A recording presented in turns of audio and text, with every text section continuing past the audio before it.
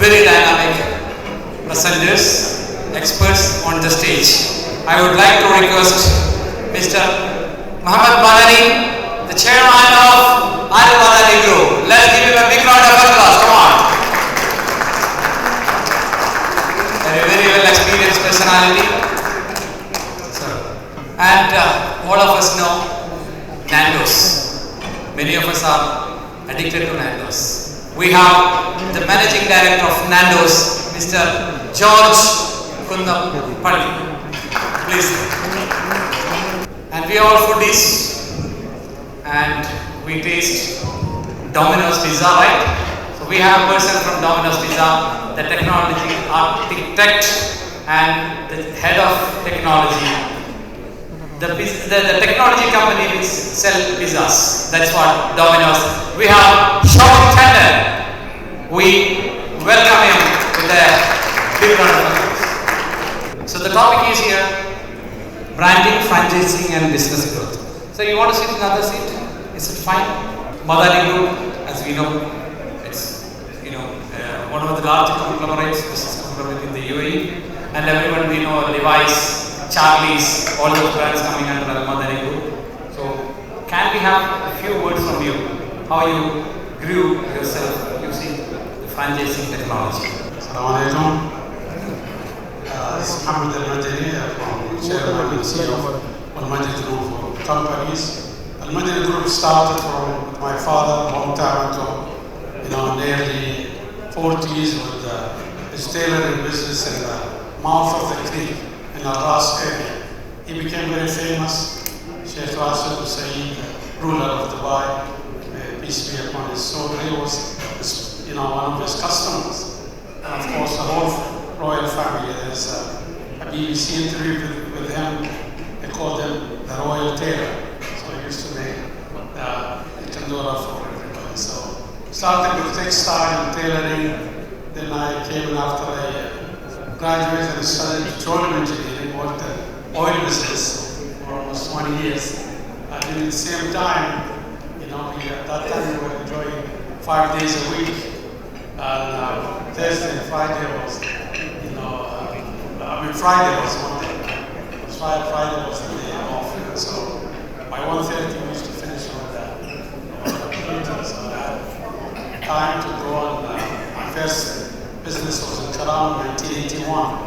Opened the first, garment shop, which was for the children and for the, gents, the boys. So I started my fashion business there. And later on, the shopping mall started getting to the first iconic American brand, Levi's, which I brought to the region. In 1997, we started our first store in Deir Center. Then we expanded. With the expansion of Dubai, we were in all the shopping malls.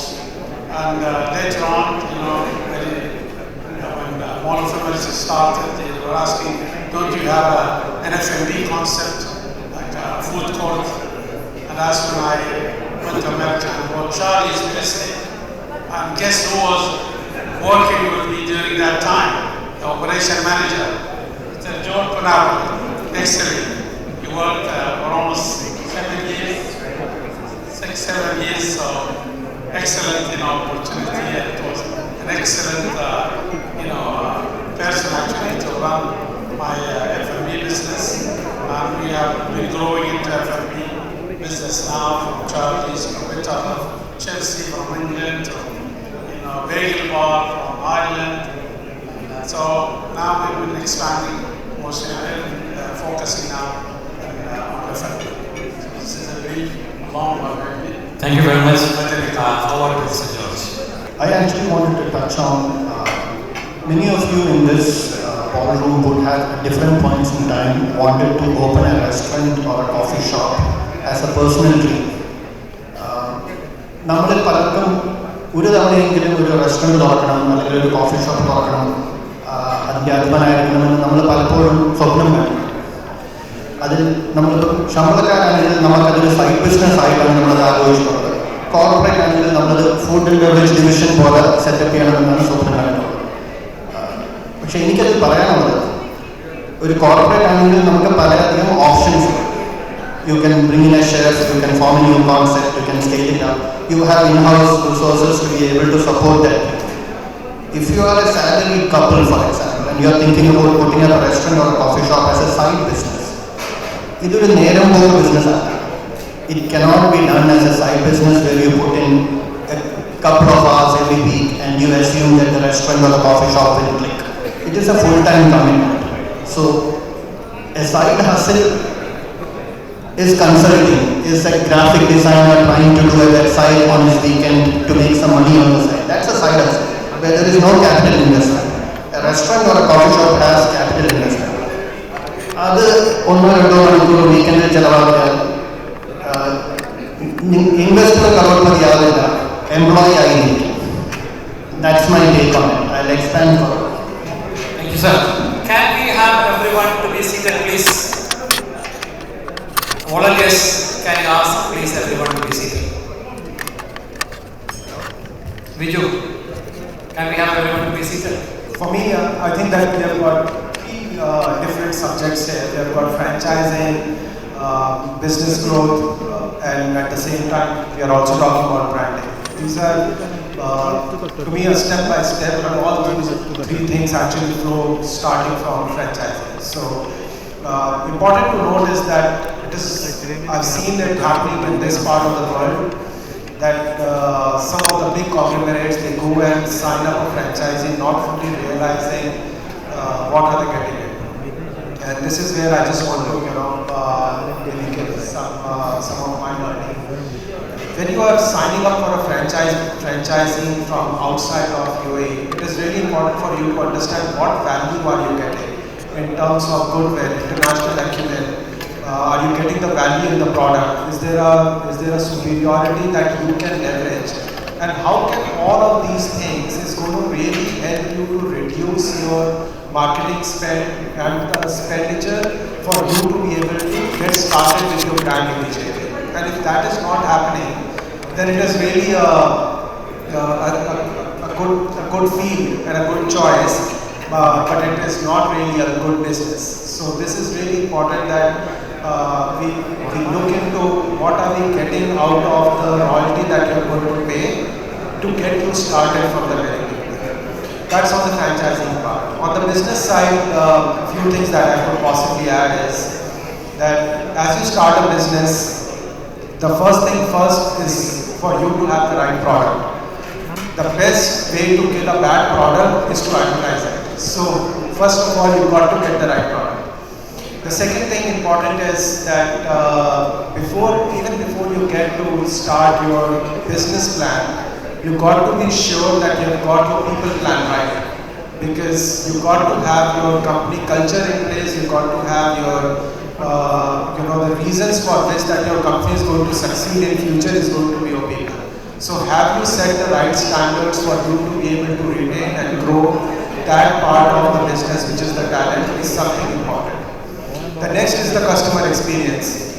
If you look at over the last just about 5 years, you would notice that the reasons for people to buy your product, customer experience used to be the 11th reason for people to buy your product. And the top reasons used to be economical, value, and so on and so forth. Today, customer experience stands at number 2. And that is why for you to really build a system which can work omni-channel, but at the same time, you can also leverage the multi-channel approach. So this is important. And finally, the branding. Again, the branding is important, critical for that matter. So, but the important factor is for you to understand what can your brand stand for. It could be a very, very hygiene factor, but there has to be something which for you believe that it is the strength of my brand. If that strength, even if it is something which is very, very basic, even that is okay, but it has to have a strength. Just for example, Volvo as a car. You know that, you don't go and buy a car because it is very strong, but it stands for its strength. And people do buy it for its strength. That is probably a hygiene factor, but still, there is something that they can do better than everybody else in the market. So it is very important that your brand has to be able to stand for something, and you got to be able to build your brand positioning on top of that. So this is a few things that I want to That's very, very insightful. And to see, if someone wants to create a franchisee of his products or service, whatever he has, if I have a product of, I have my company or I have something, like for example, I want to create something, Starbucks, a dream. How can they take it from that scratch level to a place where they can reach to their goal? So if you are looking at franchising a business, you need to have one proof of concept, which is one success story. Say for example, you launched a coffee shop or a fried chicken concept or a proper casual dining restaurant. Only after that becomes successful, becomes a poster child, can you develop the manuals and the agreements and the support system. Only then you can go into franchising that concept. A lot of what happens is you have one successful restaurant running in a community. Somebody came and asked you, can I franchise this in Saudi Arabia? I'll pay you $50,000. And you immediately accept the money and you give the rights. Without having an infrastructure in place to be able to support that franchisee in a faraway country, to make it a success so your franchise business can be scaled. What I would recommend is, if you have a few successful restaurants in your home turf, build the infrastructure before you go out and attend franchise exhibitions and try to franchise it. Similarly, if you are trying to build your F&B business like what Mr. Malini said, the easiest option is to sign a franchise of a successful business, because then the learning curve is minimal. You have a successful concept, you have the infrastructure of the franchisor to support you.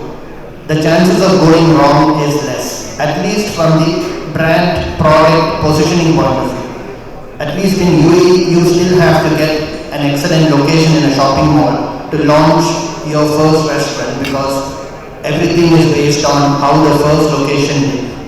So, if you are a casual dining concept, if you can open in Mall of the Emirates or Dubai Mall, then you are more or less certain to succeed, or the chances of not making it is less. But if you are a QSR pizza joint, you could be in a drive-thru in a gas station and still make a mark, because it's a product of convenience, it's in a lower price point. So, like what Shobit said, it's important to understand where you are positioning your product. As a startup, if you are entering the F&B business as a startup, the recommendation is to pick up a franchise and learn the ropes before you try. സ്വന്തമായിട്ട് എന്തെങ്കിലും തുടങ്ങി ക്ലിക്കായാൽ ഈ franchise കൊടുക്കേണ്ടല്ലോ, royalty കൊടുക്കേണ്ടല്ലോ, അത് overall scheme of തിങ്സിൽ വളരെ ചെറിയൊരു element ആണ് for avoiding the learning curve. Franchise ആണെങ്കിൽ minimum guarantee ഉണ്ട്, that is why they are franchise. അതിനാണ് നമ്മൾ റോയൽറ്റി കൊടുക്കുന്നത്, അതിനാണ് നമ്മൾ ഫ്രാഞ്ചൈസി കൊടുക്കുന്നത്. സോ തുടക്കക്കാരാണെങ്കിൽ ഫ്രാഞ്ചൈസ് ആണ് safe bet. Thank you very much, sir. Fashion to food. You are into fashions, and you moved to food and diversification in different area of business, and especially into the franchising of business, from tailoring, which was your business, which was your family business, and how it happened. And normally we say, when you deviate from your focus, you lose your the whole business. But you made it in such a way that you proved that deviating from one to another and diversification is the real thing to grow in the business. How does it happen? Actually, even on your first question to Joe, I might also want to comment on if somebody wants to start a franchising business, start your own business, is to find the gap and fill it up. Find the gap and fill it up. That's what you do. Whatever gap you have, any business, Brilliant. That's whether it was fashion, whether it was, food, any business. If you look, you study and you see where, there's a gap. And that gap, once you fill it, look at this Uber. How we started Uber business. In fact, everybody has to have cars and have drivers, and she was a genius. She was a genius. She thought, okay, why I don't have to invest and buying cars and getting drivers. and make an application. All the this, she filled that gap in that market. And there are hundreds of examples of filling that gap. Now, for my opportunity came, I knew when we started the textiles, and then we moved into the jeans, and Dubai was growing. We grew in Dubai, so a lot of things became organic with our company. And when more of them start leasing, and they said we need an F&B concept, I had actually a meeting with Charlie's back before it was like 2001 when I used to go to travel to America for buying the Levi's jeans and all that. So somebody told me about this Charlie's real estate, and I met the person and I get to know him. But then we put it in the back burner until 2004 when the leasing came for more feminists. And I said, there is that F&B concept. I called Charlie and said, now we are ready. Can you give us the franchising? So that's where we started our own development. So the first 5 years was a development agreement where we have to own and own and operate ourselves. Later on, they gave us also the help of George. We came to know about master franchising. What was a master franchising? That's again that gap came. And what the Madani Group is giving actually is the opportunity to all investors like you, somebody who comes wants to open a Charlie's real estate. Anywhere, any shopping malls or in the streets, drive-through. Now Charlie's actually growing a lot and there's a dine-in and drive-through. They have signed with Walmart for almost 1,000 stores. Because America is very big, of course. So there is this concept of drive-through now, which is, I think it's a gap in Dubai.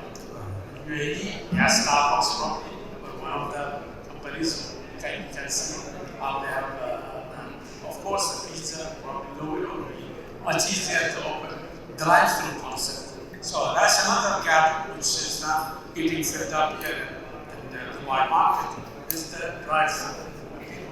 People, much easier to drive and get their food and then go, rather than go to the shopping malls, find parking, and then it's a the whole day is wasted actually, shopping malls, especially if you go to Dubai mall. So these are the opportunities which actually Madani has created for this community here that most of the big companies are here, Shire or Prada, they own themselves. They don't give franchise. The same model as in America. Anybody can own a store, can own Starbucks, can take a franchise, Dunkin' Donuts, Pizza, anything. So, but here it's limited. Actually, we are Madani Group is giving this opportunity to the community. We have here local who's own Charlie's real estate. We have Pakistanis, we have Indian, we have Arab. So we have this opportunity actually we are giving to the others. So this is the benefit we are giving to the community is to franchise. We do some franchise. So that's it's a good part. Thank you, sir. Thank you so much. And or taking a franchise, there is always a debate. And that's what exactly George also said. The franchising, the best thing is that there's a track record. Charlie's been here from 2005.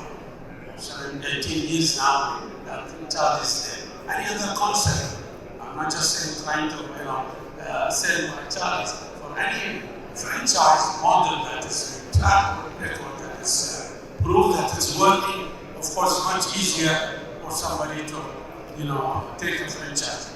But if you have the knowledge and the guts and there are a lot of successful homegrown brands here in Dubai. They are growing. A lot of specialty cafe can see growing here in Dubai. Burgers, name it, hundreds of burgers here, and they're all working. So again, the quality. So you have to have really good infrastructure, as mentioned, to start your own. So there's more challenges, of course, to start your own business. Unless you have really the deep pocket that you can sustain some of the risks. Yes, you can start on Dubai is very easy to do business, very easy to open. License is the fastest. Everything is online. Get visas, and now they more and more making it flexible, easy, friendly to open up your own business here in Dubai. So Thank you, sir. Now to show it. There were three eras we have seen. Before pandemic, during pandemic, and post pandemic. As a technology-oriented pizza company, Domino's, what was your experience from those areas? Like during pandemic, we have seen the hype of e-commerce and the online businesses. And after that, do you think that is going to be sustained in this market for a long period of time, or still they will be in the queue? Like we see in the McDonald's, in KFC, in other places. Still, we see the long queues in some of the malls. Still. So, what do you think? What is your perspective towards that? Yeah, so to me, I think that we were built for it. So we were built for the day because Domino's is a company, specifically Domino's, I would say, is a company which we highly claim to be a technology company in the business of selling pizzas. We are so much crossed into the delivery business, delivery part of our business. And that is something that came really, really handy, both the digital and the delivery, during the pandemic. Again, as I was talking before, no matter how hygienic that it might sound, you got to capitalize on some attribute of your brand, which nobody else can compete with. And for us, that was the fastest delivery. Even today in UAE, whenever that there is rain, there is no Careem, there is no Uber, but you can always see a Domino's back on the road. So we are the only ones who does it. So during the pandemic, of course, because the digital went up and so was the delivery, and therefore we could capitalize on it, and the trend continues. So for us, I don't think that there is anything which has come down. Rather, it has only got better, and our investment has also got more into the digital and the delivery space. But more importantly, I want to just add to the previous question as well, as to between franchising and own business, and how do you capitalize between and during and after the pandemic. Something really important for you to understand is that when you are taking a franchise or some other brand, you don't own the brand. You don't own the store on which that the brand is running, and you do not own the product. What you own is the people, is the culture of your company, and most importantly, the data. So if you don't take care of the data itself, then you are in for trouble. At the time of pandemic, you are in for a bigger trouble because you don't own anything. So this is really important that you got to get you got to run during difficult times, or you will always look into the future, into the technology. And the last piece, if you allow me to just add to it, I was alluding towards this, never advertise a bad product. You got to have the business a product which can sustain all times, and nobody can escape it. In the previous talk, we were talking about buy, for example. So ChatGPT was announced in one day, and within the next 2 days, Google came back with Bard. The only thing that happened after that Google lost $100 billion in market cap within 1 hour. So nobody can escape a bad product. Bad product must not be advertised. So this is something to understand that, so the business will continue, but you have to have the right product at the right time to be able to sustain it. Thank you very much, sir. And can we have some questions from the audience? Any questions regarding the topic? Yes, here.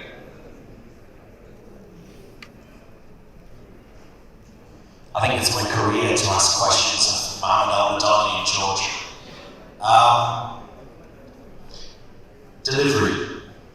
Delivery in F&B has become a very contentious thing during the pandemic because for 40 days Dubai was closed and all we could do was deliver our F&B product. We had no mouths open. We have no ability to serve our customer directly. So 3 of the most deliverable brands in UAE are the leadership currently on the stage. What are your thoughts about delivery post-pandemic in UAE, and what is your message towards other smaller restaurateurs in yourself who are struggling with high cost of delivery, high cost in terms of percentages that they have to give away to the major aggregator software companies, and how is your company dealing with that? I'll take that.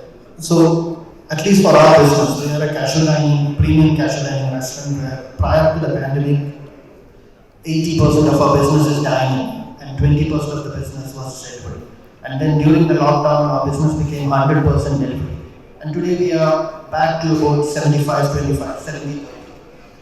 So when it comes to delivery aggregators, what Damien mentioned, why are some restaurants paying high commission rates? And that was a debate during the pandemic. Are delivery aggregators taking advantage of the situation? So there are a few metrics that come into play when delivery aggregator commissions are ascertained. One is the most important parameter is the bill value. So if you have a high bill value, your commissions are lower, because there is a cost to delivering your order, which I know if my driver is delivering an order, what is that cost? And all I have to think is, if Deliveroo or Talabat or Kareem is delivering that order, if it is cheaper or even equal or slightly higher, for getting out of the headache of managing deliveries, I am willing to pay that price. But if my bill price is very low, say 20 dirhams, 25 dirhams, and my number of orders is also low, then the Talabat or the aggregator, any other aggregator, is losing money on every order. The only thing that they are gaining is the customer data. Now, at different stages of your company's evolution, that customer data has different values. When you are private equity backed, it probably has a higher value than when you become a listed entity, where profit and loss is pretty black and white. So if you are valuation driven based on data, you could probably give you lower commission rates, but the moment you become listed and you become a profit and loss business, if your bill value is low and your transaction count is also low, that commission is going to be a killer amount. And there's no two ways of looking about it. The option is to build your own delivery network with your own drivers, your own call center, and try to drive more traffic to your restaurants, because you are still very much a brick and mortar business. At least for casual dining restaurants where we have large restaurants beautifully built with adequate seating, we make more money when the customer walks into our restaurant than when we are on the delivery platform. The last point is the delivery experience the same as the dining experience? For most brands, the dining experience is far superior to the delivery experience. For us, the delivery experience is good, not great. The dining experience is great and we can do something about it because we have total control over from the A to the Z of that experience. But when it comes to delivery, I hand over the packaged product to an aggregator driver, and then I am completely at their mercy, or my experience is partly controlled by them and it's not entirely within my control. So I would recommend as much as possible build your dining business. Delivery is a convenience, it is an essential part of the business, but let it not be the biggest or significant part of your business. Thank you so much. I think it's answered well. Any questions? I have a question. We see the cloud kitchen growing up, aggregators are going up, and the smaller players like cafeterias and small restaurants, they are really struggling to come out of those chains. How can they survive? What is their future? You see that. Like for example, when I am hooked up to any of the aggregators, they charge me like hell. I am forced to pay the commissions as whatever they force me to pay. And at the same time, they have the data-driven, industry now. They complete the database, and then one fine morning they start a cloud kitchen, all the place, different places in Dubai or in anywhere, and they start distributing the way they know the taste, and they know how the people are eating and what they are eating in the morning and afternoon and evening. So they can easily play and demolish the whole industry of smaller players. What do you think if something goes and likewise? And what do you think the future of these smaller players? I think both of you can answer this question. Shobit, please. Okay. For me, I think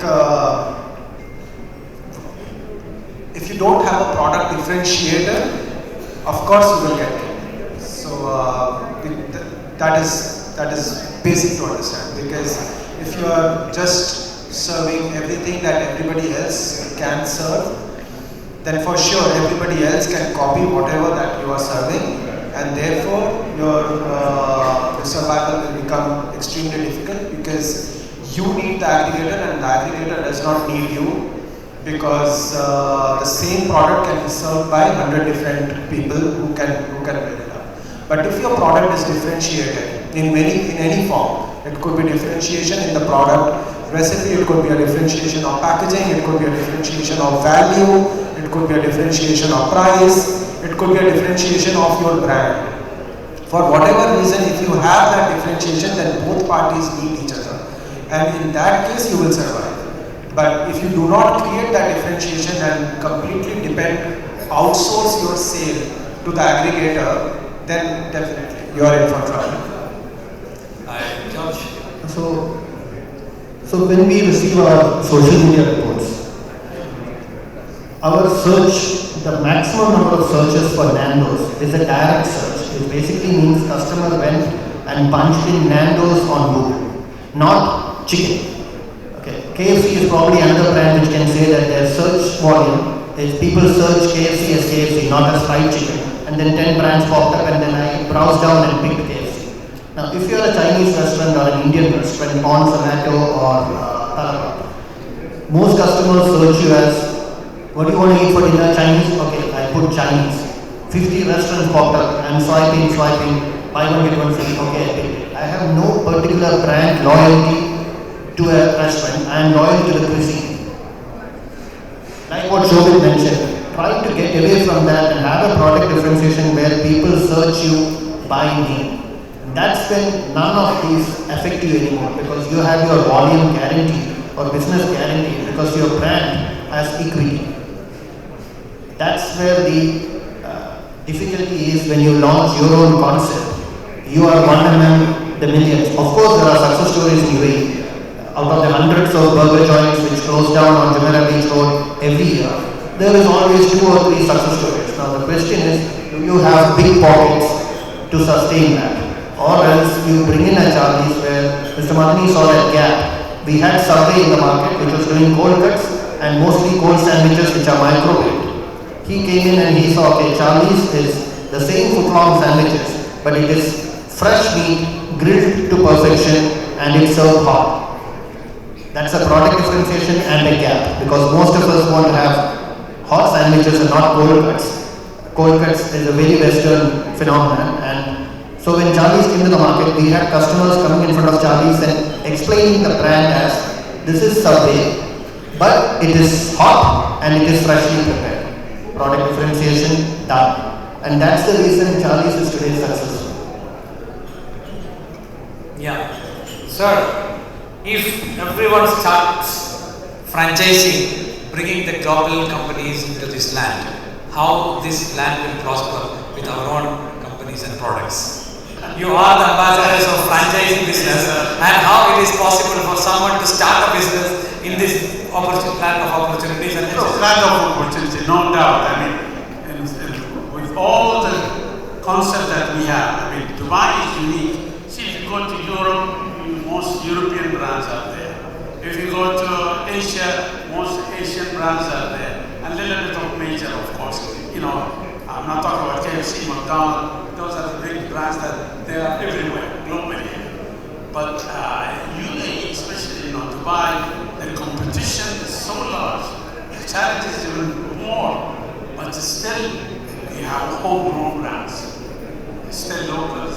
Actually, I've started cafes, started burger concept, and they're growing, they're improving. So this is a line of opportunity. They always say America is a land of opportunity. Actually, Dubai is the land of opportunity. If you do your job right, and you select the right people, like we did with Charlie, you will do, and you do best. So the opportunity is endless. Don't think that, okay, because we have next to you all these big brands and global brands that you cannot do something else. There are a lot of burgers in front of McDonald's. Like this falafel. Yes, concept grow locally. So I think there's no limit here. You can grow and it's a prosperity. I think I want to add to that. So, when Mr. Madani picked up Charlie's, he tried the product in the US and he said, if I am a regular restaurant going person and I like this sandwich, people in my country would. That's probably an easier way to know whether the brand that you're trying to get will work in your community or in your city.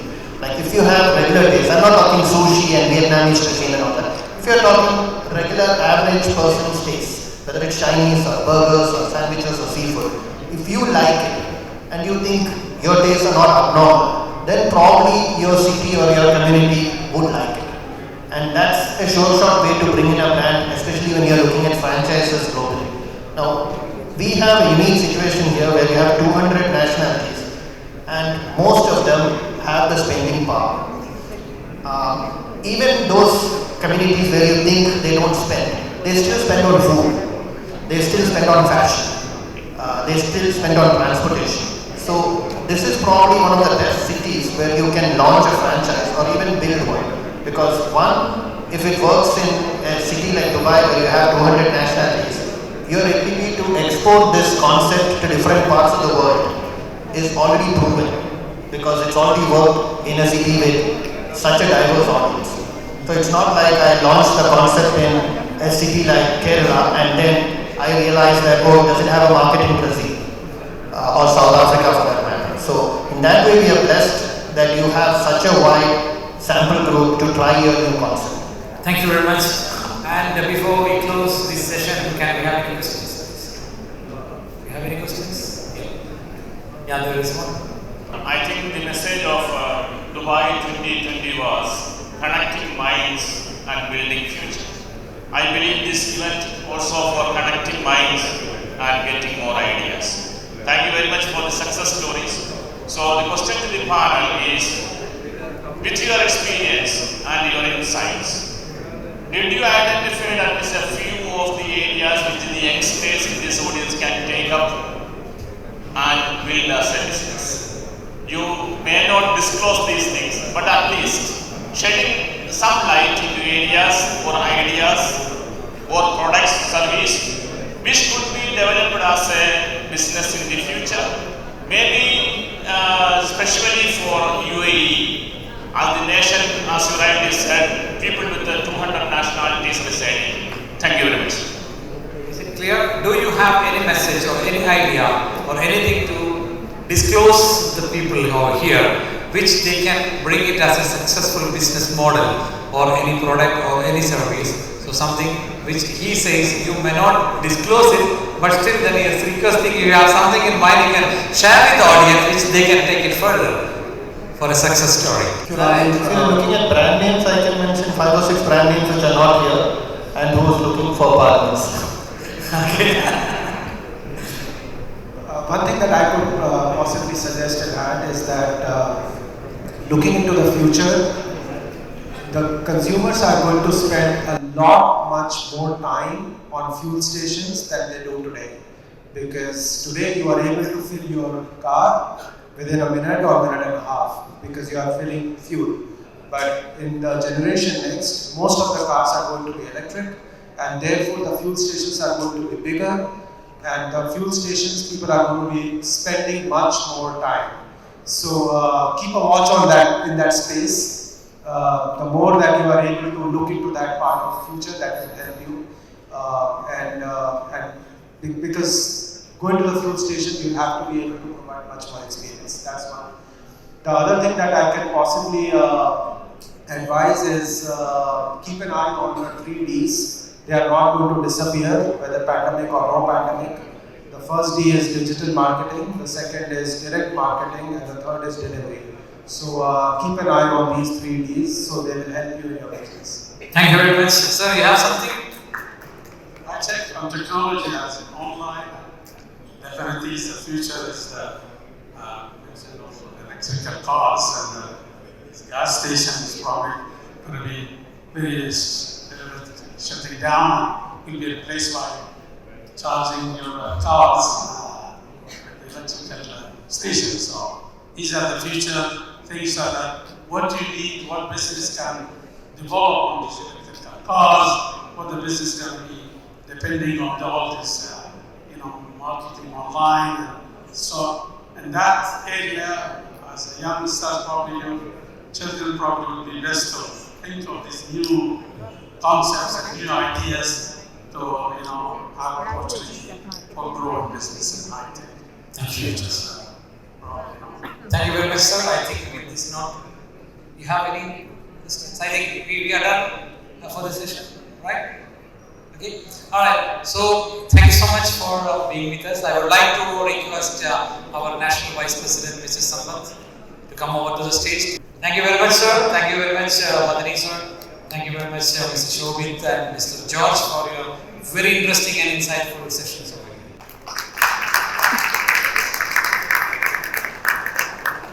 Thank you so much.